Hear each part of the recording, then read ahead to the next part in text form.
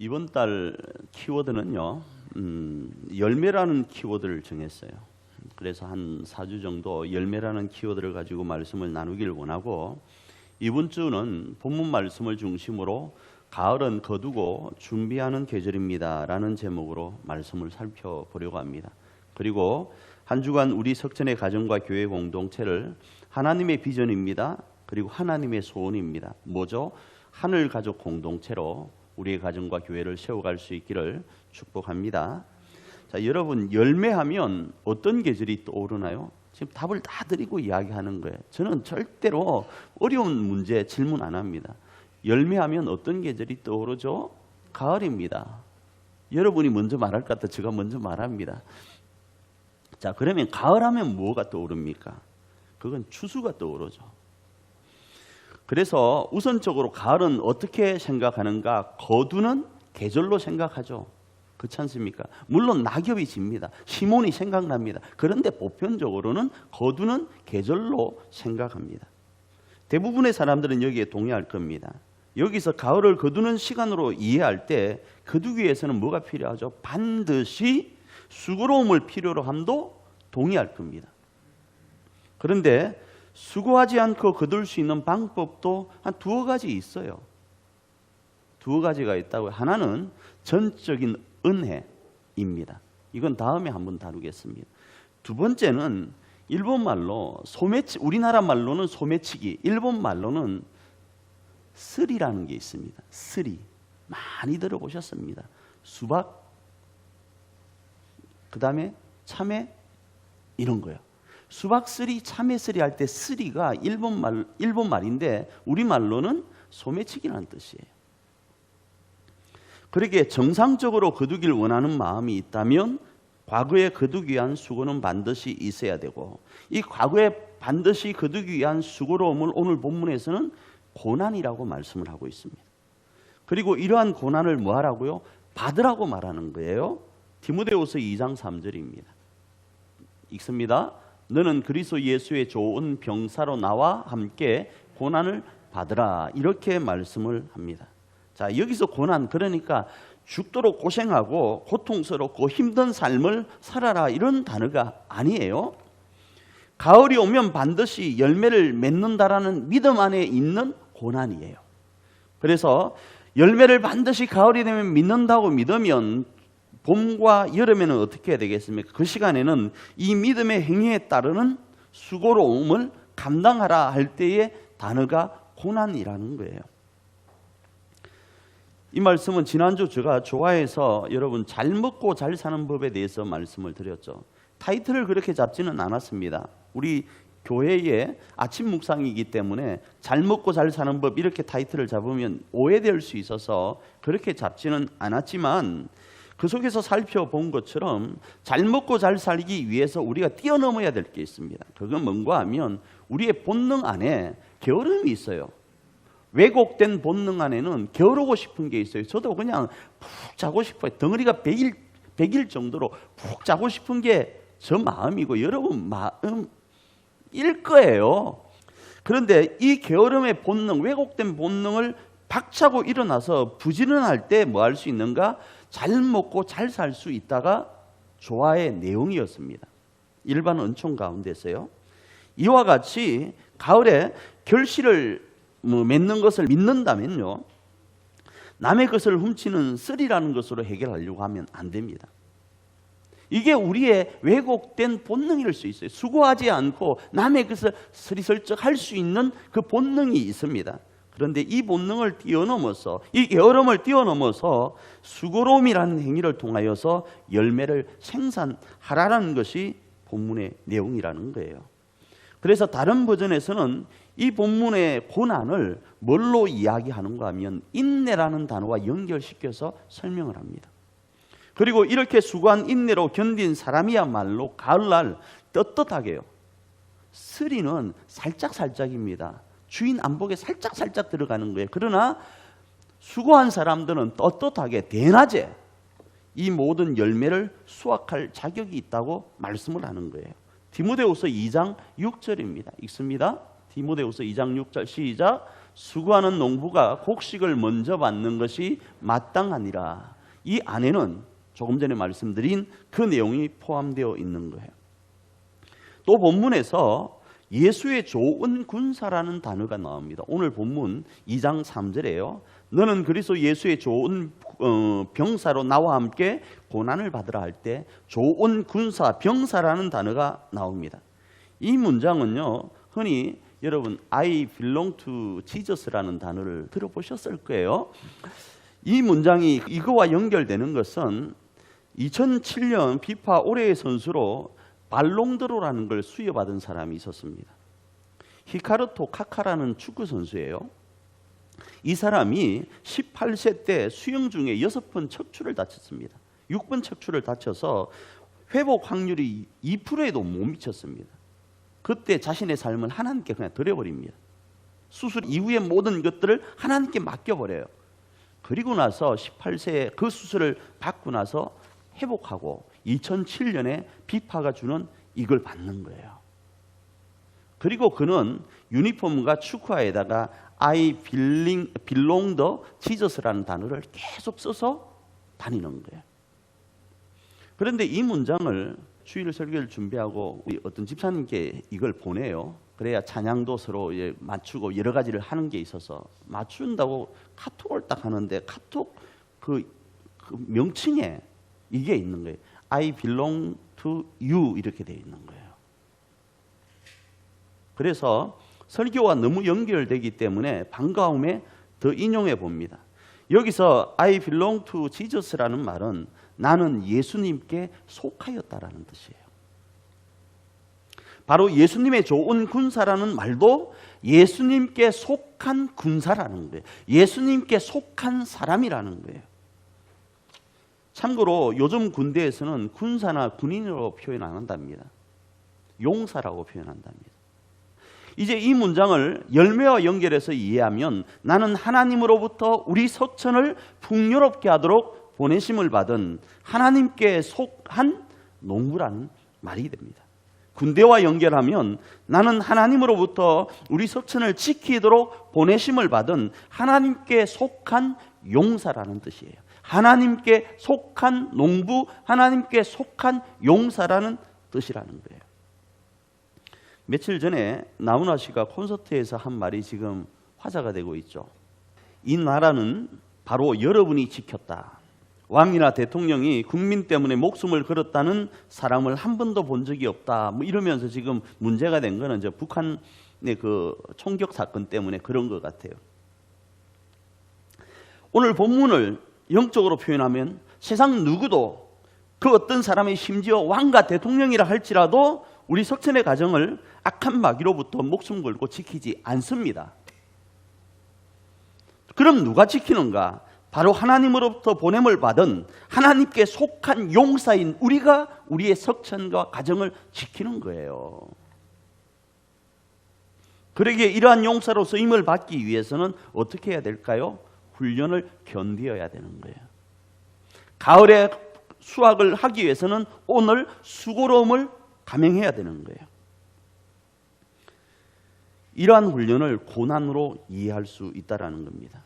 그러면 속으로 이런 생각을 할 수 있습니다. 전쟁도 일어나지 않는데 훈련은 받아서 무엇하나 이런 생각을 하죠. 맞는 말입니다. 적군의 위협이 없거나 그래서 전쟁이 없을 때는 훈련이 필요하지 않을 수 있습니다. 그렇잖아요, 그죠? 그런데 하나를 더 생각하면 훈련을 받으니까, 다시 말해서 깨어있는 용사가 있으니까 적이 위협하지 못하고 침범하지 못하는 거예요. 그러기에 고난으로 표현된 훈련은 무의미하거나 전쟁 시에만 필요한 것이 아니라 전쟁이 없는 평상시에도 전쟁을 방지하는 기능을 하기에 필요하다고 할 수 있는 거예요. 봄과 여름에 수고한 그것이 당장은 열매를 맺지 못하기 때문에 필요 없는 것처럼 느껴집니다. 그러나 그것을 통해서 뭐요? 가을이라는 것을 맞이하게 된다 이겁니다. 특별히 우리가 성경에 말씀하고 있는 내용을 알고 있잖아요. 그런데 이 내용을 일반인들은 모릅니다. 영적인 세계예요. 베드로전서 5장 8절 한번 읽습니다. 베드로전서 5장 8절 말씀 읽습니다. 근신하라 깨어라 너희 대적 마귀가 우는 사자같이 두루다니며 삼킬 자를 찾나니. 영적인 부분이에요. 교회 다니는 사람만 알 수 있어요. 이 말씀을 믿는 사람만이 이걸 알 수 있는 거예요. 눈에 보이지는 않지만 우는 사자처럼 우리를 삼키려고 지금 덤벼들고 있는 악한 마귀가 있다고, 존재한다고 성경은 이야기하는 거예요. 평온한 것 같죠? 평온한 이유가 왜 그런가? 훈련받고 깨어있는 그리스도인들이 있기 때문에 그런 거예요.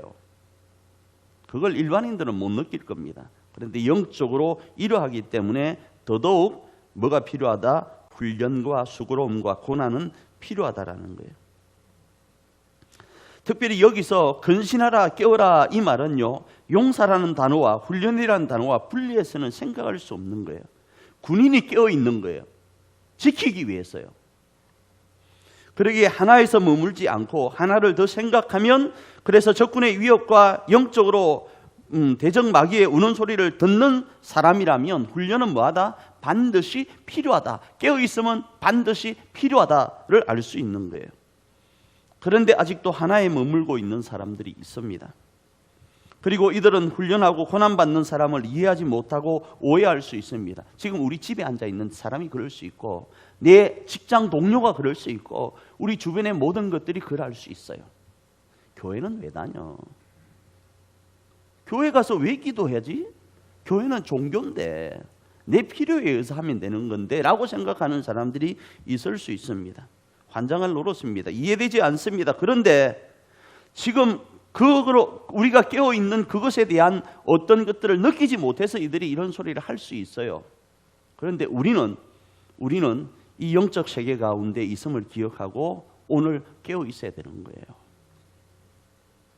오해받는다 할지라도 용사로 깨어 있어서 우리의 가정과 우리의 교회를, 우리의 석천을 하나님 안에서 속한 용사로서 지켜가야 되는 거예요. 아무 일 없는 게 그래서 감사한 거예요. 아무 일 없는 게요. 그래서 왕도 대통령도 목숨 걸고 지키지 않는 우리 석천을 하나님께 속한 저와 여러분이 지킬 수 있어야 된다는 겁니다. 바로 이 일에 우리가 하나님으로부터 부름을 받고 우리 석천의 가정과 교회로 보냄을 받은 거예요. 비록 가정과 교회의 가족들은 몰라줄 수 있고 맥 빠지는 소리를 할 수 있습니다. 그렇지만 하나님은 아세요. 하나님은 아시기 때문에 우리는 이 용사의 사명을 오늘도 감당해야 되는 거예요. 그리고 그러다가 가을이 되면 열매로 훈련과 수고의 결실을 거두게 되는 거예요. 그러기에 가을은 단순히 거두기만 하는 계절이 아니라 바로 이런 과정을 거쳐서 거두는 날이라고요. 다음으로 가을은 생각하는 계절로 이해할 수 있습니다. 첫 번째는 거두는 계절, 두 번째는 생각하는 계절. 오늘 특별히 제가 열매와 관련하여서 가을이라는 단어를 사용하는 이유가 바로 여기에 있습니다. 그 이유는 우리나라는 1년에 한 번 가을을 맞이합니다. 1년에 한 번 가을이 돌아와요. 그래서 1년에 한 번씩 오는 이 가을은 내년에 또 새로운 기회가 주어지는 계절임을 말씀하는 거예요. 그러기에 가을이 되면 또다시 주어질 기회를 위해서 수확의 많고 적음을 떠나서 오랫동안 석천의 농부로서 어떻게 살았는지를 생각해 보아야 돼요. 여러분, 지금 가을을 맞이하면서 왜 이번에 수확물이 적었지를 생각 안 하는 사람 있습니까? 지금 농작물 피해가 커요. 여기에 대해서 어떻게 해야지라고 생각하는 사람들이 있잖아요. 그죠? 아, 이번에 대박을 친 게 샤인 무식이라고 하는 그 포도, 이상한 포도잖아요. 내년에 그거 엄청 심을 것 같아서 걱정이 돼요. 왜? 생각을 하니까 포도 농사를 짓는데 위양지사 더 부가가치가 높은 무언가를 심어봐야 되겠다는 생각을 하는 게 이 가을이라 이거예요. 내가 한 해 동안 어떻게 살아왔는지를 생각하는 시간요. 이러한 주장은 저의 주장이 아닙니다. 오늘 본문도 말씀합니다. 오늘 본문은 지난날 우리의 삶이 법칙대로 살아왔는지, 자연의 법칙이었던, 하나님이 정한 법칙이었던, 용사가 살아가야 될 지침이었던 어떤 법칙대로 살아왔는지를 말씀합니다. 그리고 돌아보라고 말씀하는 거예요. 디모데후서 2장 3절입니다. 있습니다. 경계하는 자가 법대로 경계하지 아니하면 승리자의 관을 얻지 못할 것이며, 이렇게 말씀을 합니다. 그런데 이건 3절이 아니고 제가 잘못해 드린 것 같아요. 5절인데 3절로 제가 표기한 것 정정합니다. 그렇습니다. 그러기에 우리는 가을이 올해로 끝나는 것이 아니라 내년에 또다시 주어지기에 오늘의 풍성함에 취해 있을 수만은 없는 거예요. 지금 엄청난 풍성함을 누렸다고 거기에 취해 있으면 안 됩니다. 아울러 오늘의 부족함에 마냥 고개 숙이고 있을 수도 없는 거예요. 왜 그렇습니까? 그건 새로운 기회가 다시 오니까요. 지금의 풍요로움도 뒤로 지나갑니다. 지금의 부족함도 뒤로 지나갑니다. 그리고 새로운 기회가 오는 거예요. 그 새로운 기회를 놓치지 않기 위해서는 뭐 해야 되는가? 생각하셔야 된다는 거예요. 내가 법대로 행하였는지, 내 열심이 아니었는지. 하나님과 가족들을 위해서 최선을 다했지만 일방적인 나의 강요가 아니었는지를 지속적으로 생각하고 하나님의 법을 묵상하면서 저와 여러분을 발전시켜야 이 분야의 전문가로 세워질 수 있는 거예요. 그래야 할 때 올해의 풍성함은 어떻게 했습니까? 더 풍성해질 수 있을 거예요. 올해의 부족함은 올해를 끝으로 하고 내년에는 다시 풍성함으로 바꿀 수 있게 되는 겁니다. 뭐함으로요? 이 가을에 생각하는 계절로 생각함입니다. 세 번째로는 가을은 준비하는 계절로 이해할 수 있습니다. 수술을 하고 나면 모든 것이 끝이 아니면 조금이라도 농사를 해봤든지 경험이 있으면 알 수 있습니다. 조화에서도 다루지만 하나님이 허락하신 하나님의 형상인 우리는요, 그 하나님의 아름다운 그 형상이 죄로 말미암아서 왜곡되어서 이제 우리와 자연은 가만히 있으면 내일에 거미줄을 쳐요. 가만히 있으면 부식이 일어납니다.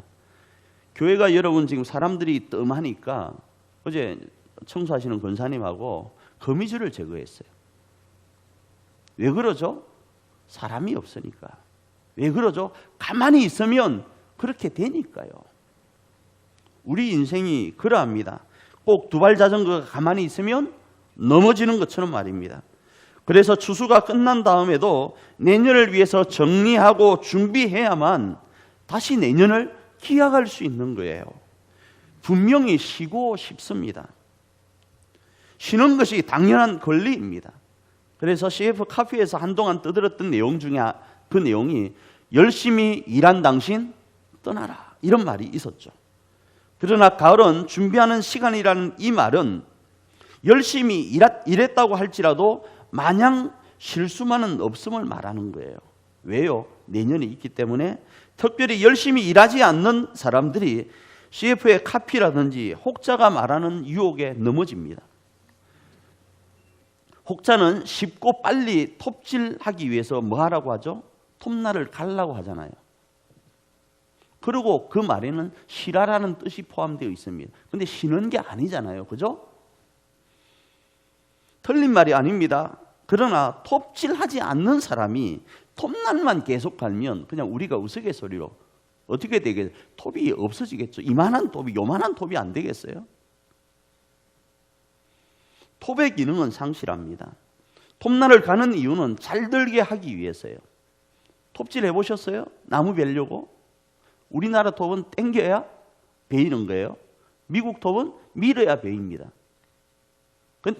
이런다고 베이는 게 아니고 당기고 살짝, 당기고 살짝 이렇게 하는 거예요. 이렇게 한다고 되는 건 아니잖아요. 그죠? 왜 톱날이 앞으로 이렇게 와 있잖아요. 톱날의 기능은 이렇게 당길 때 잘 들도록 줄로 가는 거예요. 그런데 꼭 열심히 톱질한 사람은 열심히 일한 당신이라는 이 소리도 들려요. 그렇잖아요. 그런데 열심히 일하지 않은 사람은 열심히 일한 당신 이 소리는 귀에 안 들리고 뭔 소리만 들리는가? 떠나라 이 소리만 들려요. 절대로 쉬지 말라는 소리가 아니에요. 쉼은 절대적으로 필요합니다. 하나님은 이 이유 때문에 우리에게 밤과 잠을 주셨어요. 그래서 쉬어야 되는 거예요. 그러나 오늘 가을을 준비하는 계절로 말씀하는 것은 가을까지 열심히 일하였기에 푹 쉬고 싶지만 다시 돌아올 내년에 우리 석천의 가정과 교회 공동체를 위해서 쉼의 목적에 맞추어서 지혜롭게 쉬고 준비하는 시간이 바로 가을이라는 거예요. 쉬는 목적이 더 빨리 가려고, 더 빨리 자르려고 톱날을 가는 것인 거예요. 갈기 위한 것이, 톱날을 갈기 위한 것이 목적이 아니에요. 내가 그냥 쉬는 것이 목적이 아니라 회복하여서 내년을 준비하는 거예요. 어쩌면 그래서 쉬는 것도 내년을 준비하는 모습이에요. 잠잘 때 좀 푹 자세요. 핸드폰 꺼놓고 푹 주무시라고요. 그것도 내일을 준비하는 거예요. 또 열매를 거두었으니 먹을 권리가 있습니다. 그런데 여러분, 먹을 권리가 있다고 다 먹어버리면 안 돼요. 왜 그러죠? 종자는 남겨두어야 됩니다. 그러기에 이처럼 가을은 먹고 쉬는 날만이 아닌 거예요. 다시 준비하고 씨앗을 구별하고 내년을 준비하는 시간입니다. 특별히 보내심을 받은 하나님께 속한 우리 그리스도인들은 더더욱 그러한 거예요.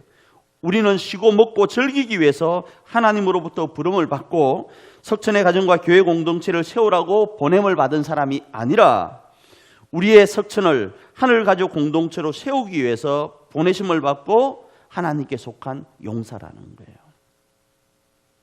그래서 아까 말씀드렸죠. I belong to Jesus면, 우리가 예수님께 속했다면 우리가 하나님께 속했다는, 또 너무 쉽잖아요. I belong to God 하면 되는 거예요. 우리는 하나님께 속한 거예요. 이걸 또 시적으로 표현하면 I belong to you 될 거예요. 나는 당신께 속했습니다. 이 하나님께도 고백할 수 있지만 우리 이원영 권사님이 우리 이분 집사님을 향하여 I belong to you 하면 나는 당신께 속한 사람입니다. 이렇게 할 수 있는 거예요. 지난번에 우리 김경남 권사님께도 내가 말씀드려요. 김경남 권사님 오늘 영어 쓰는 거예요. 우리 지적 집사님 향하여 I belong to you 하는 거예요. 나는 당신께 속했습니다. 이렇게 하는 거예요. 우리는 하나님께 속한 거예요. 그래서 우리는 하나님의 부르신 그 부르심 안에서 하나님의 기뻐하심이 되어야 되는 거예요. 디모데후서 2장 4절입니다. 읽습니다. 병사로 복무하는 자는 자기 생활에 얽매이는 자가 하나도 없나니 이는 병사로 모집한 자를 기쁘게 하려 함이라. 하나님을 기쁘게 하는 것은 쉬고 먹고 즐기기 위함이 아니라 우리 석천을 하늘가족 공동체로 세우는 겁니다. 소도에 제가 그래서 이렇게 말씀드린 거예요. 하늘가족 공동체는 하나님의 비전이자 하나님의 소원인 거예요. 하나님의 비전이자 하나님의 소원인 하늘가족 공동체가 우리 가정에 세워지는 것이 뭐요? 하나님의 기뻐하심이라는 거예요. 오늘 추석 연휴 끝자락에 한 가지를 소개하고 말씀을 마치길 원합니다. 그것은 바로 우리 석천의 한 가족, 한 사람, 한 사람을 축복하는 것이 하나님께 속한 것이고 하나님의 하늘가족 공동체의 소원을 이루어드리는 거예요. 뭐 하는 건요? 축복하는 건요. 아까 부른 내용 중에서 그 내용이 있었죠. 또 하나의 열매를 바라면서요. 내가 하나님의 사랑받은 존재인 것을 깨닫고 그 사랑을 가지고 사람을 바라보면, 상대를 바라보면서 당신도 하나님의 사랑을 받은 존재이군요. 내가 하나님께 열매인 것처럼 당신 또한 또 하나의 하나님 안에서의 열매이군요를 고백하는 거예요. 당신은 하나님 앞에 복받을 사람이라고. 이 시간 이후로 더 풍성함이 넘칠 하나님의 사람이라고 이야기하는 거예요. 하나님께 속한 그리스도인으로서, 용사로서 우리는 이 일을 해야 되는 거예요. 뭐요? 축복하는 거예요. 명절을 맞이해서 응원하는 거예요. 옆 사람을 눈으로 한번 축복하고 말씀을 마칠까 합니다. 한번 옆 사람을 눈으로, 말을 하면 좀 그러니까 축복합니다. 그리고 다시 한번 우리 마음에서 우리 가족들과 우리 교우들을 떠올리면서, 참석하지 못한 교우들까지 떠올리면서 반드시 하나님 안에서 잘 될 것입니다. 축복하는 거예요. 반드시 열매를 맺을 것입니다. 이렇게 축복하는 거예요. 이번 한 주간 이런 역사가 우리 석천의 모든 가족들에게 넘치기를 축복합니다.